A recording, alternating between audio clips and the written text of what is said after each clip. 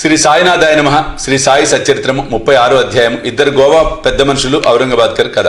ఇద్దరు గోవా పెద్ద మనుషులు. ఒకనాడు గోవా నుండి ఇద్దరు పెద్ద మనుషులు బాబా దర్శనంకే వచ్చి బాబా పాదములకు సాష్టాంగ నమస్కరించిరి. ఇద్దరు కలిసి వచ్చినప్పటికీ బాబా వారిలో ఒకరిని 15 రూపాయలు దక్షిణ ఇమ్మనను, ఇంకొకరిని అడగకుండానే 35 రూపాయలు ఇవ్వగా అందరికీ ఆశ్చర్యం కలుగునట్లు బాబా నిరాకరించను.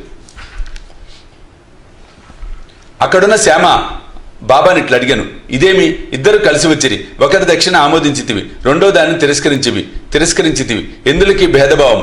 బాబా ఇట్లు జవాబిచ్చాను, శ్యామా, ఎందులకో నీకు తెలియదు. నేను ఎవరి వద్ద ఏమీను తీసుకొనను. మసీదు మాయి బాకీని కోరును. బాకీ ఉన్నవాడు చెల్లించి రుణ విమోచనము పొందును. నాకిల్లు గాని ఆస్తి గాని కుటుంబం కాని కలవా? నాకేమీ అక్కరలేదు. నేనెల్లప్పుడూ స్వతంత్రుడను. రుణము, శత్రుత్వము, హత్య చేసిన దోషము చెల్లించే తీరవలేను. దానిని తప్పించుకుని మార్గం లేదు. పిమ్మట బాబా తన విశిష్ట ధోరణిలో ఇట్లనెను, ప్రప్రథమున అతడు పేదవాడు. ఉద్యోగము దొరికినచో మొదటి నెల జీతం ఇచ్చేదనని తన ఇష్టదైవమును మొక్కెను. అతనికి నెలకు 15 రూపాయల ఉద్యోగము దొరికెను. క్రమముగా జీతము పెరిగి 15 నుంచి 30, 60, 100, 200కు హెచ్చెను. తొదకు 700కు హెచ్చెను. అతడు ఐశ్వర్యమును అనుభవించు కాలమందు తన మొక్కును మర్చెను. అతని కర్మఫలమే ఇచ్చటకు ఈడ్చుకుని వచ్చినది. ఆ మొత్తమునే నేను దక్షిణగా స్వీకరించి తిని. ఇంకొక కథ. సముద్ర తీరమున తిరుగుచుండగా ఒక పెద్ద భవనం వద్దకు వచ్చి దాని వసారపై కూర్చుంటుని. యజమాని నన్ను బాగా ఆదరించి చక్కని భోజనం పెట్టెను. బీరువా పక్కన శుభ్రమైన స్థలం చూపి అక్కడ పరుండు వన్ను. నేను అక్కడ నిద్రపోయి తిని. నేను గాఢ నిద్రలో ఉండగా ఆ మనిషి ఒక రాతి పలకను లాగి గోడకు కన్నం వేసి లోపల ప్రవేశించి నా జేబులో ఉన్న ద్రవ్యమంతయు దొంగిలించెను. నేను లేచి చూసుకొనగా 30,000 రూపాయలు పోయినవి.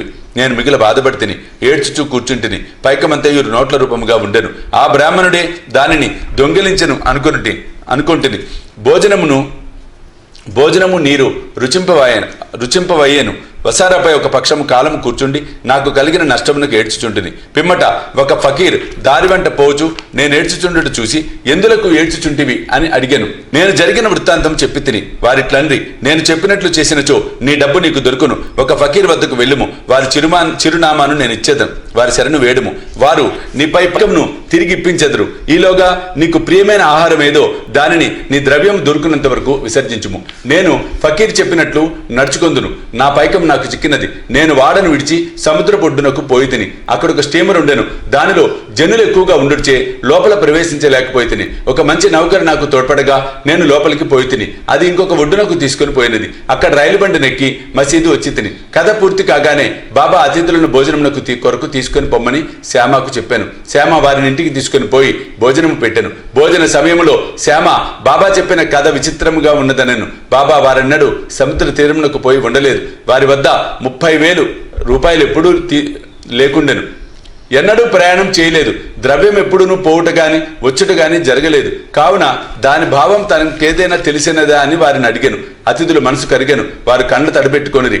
ఏడ్చుచూ బాబా సర్వజ్ఞుడు, అనంతుడు, పరబ్రహ్మ స్వరూపుడే అని నుడివిరి.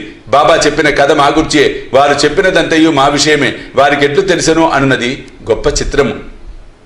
భోజనమైన తరువాత పూర్తి వివరములను చెప్పేదము అనిది. భోజనమైన పిమ్మట తాంబూలం వేసుకొనుచు అతిథులు వారి కథలను చెప్పదొడంగిరి. అందులో ఒకరిట్లు చెప్పిరి, లోయలో ఉన్న ఊరు మా స్వగ్రామము. జీవనోపాధికై నేను ఉద్యోగం సంపాదించుటకు గోవా వెళ్ళి తిని. నాకు ఉద్యోగం లభించినచో నా మొదటి నెల జీతం ఇచ్చేదనని దత్తదేవుణ్ణి మొక్కుకొంటిని. వారి దయవల్ల నాకు 15 రూపాయల ఉద్యోగం వచ్చాను. నాకు క్రమంగా జీతము బాబా చెప్పిన ప్రకారము 700 వరకు హెచ్చినది. నా మొక్కును నేను మరచితిని. దానిని బాబా ఈ విధంగా జ్ఞప్తికి తెచ్చి నా వద్ద 15 రూపాయలు తీసుకొనిరి. అది దక్షిణ కాదు, పాత బాకీ తీర్చుకొనక మరచిన మొక్కును చెల్లించుట. బాబా ఎన్నడూ డబ్బు భిక్షమెత్తలేదు. సరికదా తమ భక్తులు కూడా భిక్షమెత్తుటకు ఒప్పుకోలేదు. వారి ధనము ప్రమాదకారిగాను పరమమును సాధించుటకు అడ్డుగాను భావించేవారు. భక్తులు దాని చేతులలో చిక్కకుండా కాపాడేవారు. ఈ విషయమున భక్త మహర్షాపతి ఒక నిదర్శనం. ఆయన మిక్కిలి పేదవాడు. అతనికి భోజన వసతి కూడా జరుగుబాటు లేకుండెను. ఆయనను అతడు ద్రవ్యం సంపాదించుటకు బాబా అనుమతించలేదు. దక్షిణలో నుండి కూడా ఏమీ లేదు. ఒకనాడు ఉదారవర్తకుడైన హంసరాజ్ అను బాబా భక్తుడు చాలా ద్రవ్యమును బాబా సుముఖమున మహర్షాపతికి ఇచ్చాను. కానీ బాబా దాన్ని పుచ్చుకున్నటకు అనుమతించలేదు. పిమ్మట రెండో అతిథి తన కథనిట్లు ప్రారంభించెను. ఆ బ్రాహ్మణ వంట మనిషి నా వద్ద 35 సంవత్సరాల నుండి నౌకరి చేయుచుండినను. దురదృష్టమైన వాడు చెడు మార్గంలో పడెను. వాని మనసు మారిపోయాను. వాడు నా ద్రవ్యమంతయు దొంగిలించెను. రాతి పలకను తొలగించి ధనము దాచిన భోషానమున్న గదిలో రూపాయల కరెన్సీని దొంగిలించి పారిపోయాను. బాబా సరిగా మొత్తమునే ఎట్లు చెప్పగలిగినో నాకు తెలియదు. రాత్రింబవళ్ళు ఏడ్చుతూ కూర్చుంటిని. నా ప్రయత్నములన్నీ విఫలమైనవి. ఒక పక్షం వరకు చాలా ఆరాటపడితిని. విచారగ్రస్తుడనే దుఃఖంతో అరుగుపై కూర్చొని ఉండగా ఒక ఫకీర్ నా వద్దకు వచ్చి కారణం తెలుసుకొనిను. నేను వివరములన్నీ తెలిపి తిని. అతడు షిరిడి సాయి అను ఔలియా ఉన్నారు, వారికి మొక్కుము, నీకు ప్రియమైన ఆహారమును విడువుము, నీ మనసులో వారి దర్శనం చేయ వరకు నీకు ప్రియమైన ఆహారం తిననని మొక్కుకొనుము అనెను. నేను అటలే, బాబా నా ద్రవ్యము దొరికిన పిమ్మట నేను అన్నము తినదను అని మొక్కుకొంటిని. దీని తర్వాత 15 దినములు గడిచెను. బ్రాహ్మణుడు తనంతట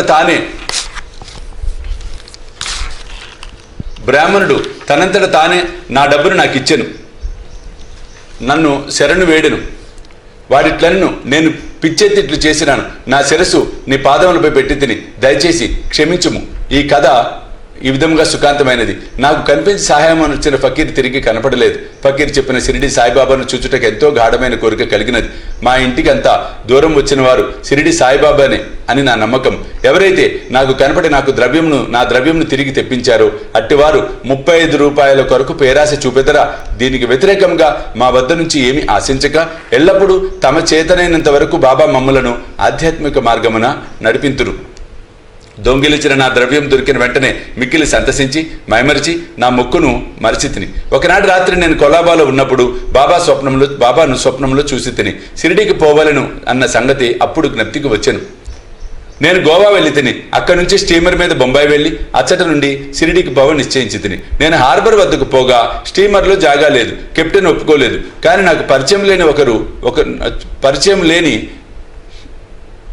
ఒకడు చెప్పగా ఒప్పుకొని నన్ను స్టీమర్లో బొంబాయి తెచ్చాను. అక్కడి నుండి ఇక్కడ రైలుకు వచ్చి తిని. కాబట్టి బాబా సర్వజ్ఞుడు, సర్వాంతర్యామి. మేమెక్కడా, మా ఇల్లెక్కడా, మా అదృష్టం ఏమని చెప్పవలను. బాబా మా ద్రవ్యమును తిరిగి రాబట్టను ఇక్కడికి లాక్కొని వచ్చాను. షిరిడి జనులారా, మీరు మాకంటే పుణ్యాత్ములు, మాకంటే అదృష్టవంతులు.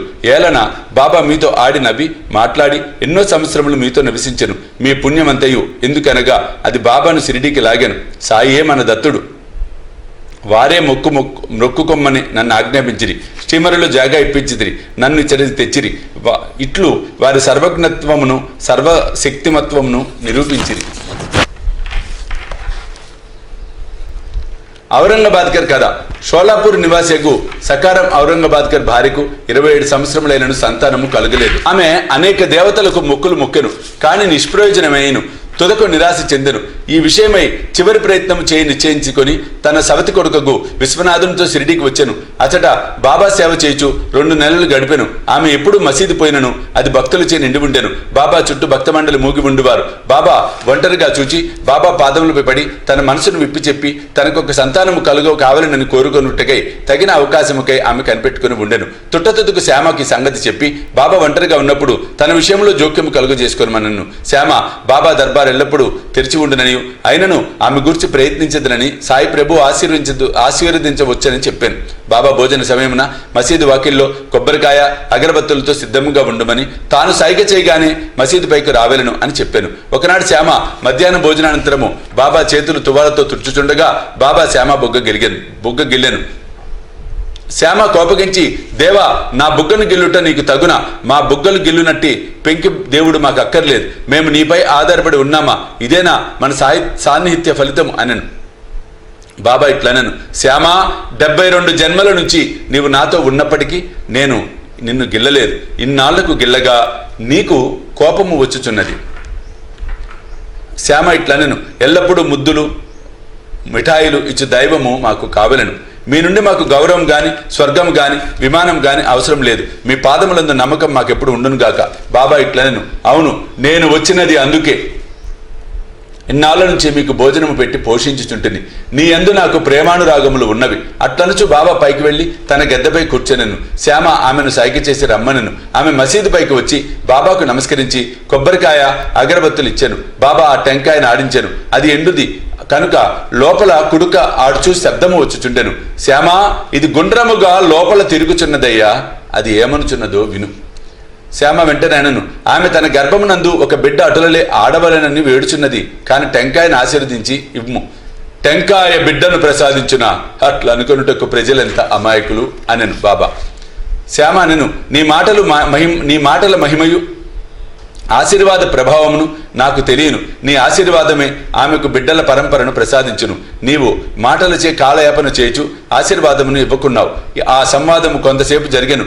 బాబా పదే పదే టెంకాయను కొట్టుమని చుండెను. శ్యామ టెంకాయను కొట్టకుండా నా స్త్రీకే ఇవ్వమని వేడ్చుండెను. తుదకు శ్యామ టెంకాయను కొట్టకుండా ఆ స్త్రీకే ఇవ్వమని వేడ్చుండెను. తుదకు బాబా లొంగి ఆమెకు సంతానం కలుగును అనెను. ఎప్పుడని శ్యామ అడిగాను. 12 మాసములలోనని బాబా జవాబిచ్చాను. టెంకాయను పగలగొట్టిరి. ఒక చిప్పను ఇరువురు తినిరి. 2వ చిప్పను ఆమెకు ఇచ్చిరి. అప్పుడు శ్యామ ఆ స్త్రీ వైపు తిరిగి, అమ్మా, నీవు నా మాటలకు సాక్షివి. 12 మాసములలో సంతానము కలుగనిచో ఈ దేవుని తలపై ఒక టెంకాయ కొట్టి మసీదు నుండి తరిమి వేసేదను. ఇందుకు తప్పినచో నేను మాధవుడను కాను, మీరు దీనిని చూచెదరుగాక అనెను. ఆమె 1 సంవత్సరములో కొడుకును కనెను. 5 మాసములలో కొడుకును మసీదుకు తీసుకుని వచ్చి భార్యాభర్తలు బాబా పాదములపై పడిరి. కృతజ్ఞుడుగు తండ్రి 500 రూపాయలు ఇచ్చాను. బాబా గుర్రము శ్యామకర్ణకు ఈ ధనముతో శాల కట్టించెను. 36వ అధ్యాయం సంపూర్ణము. సద్గురు శ్రీ సాయినాథ అర్పణమస్తు.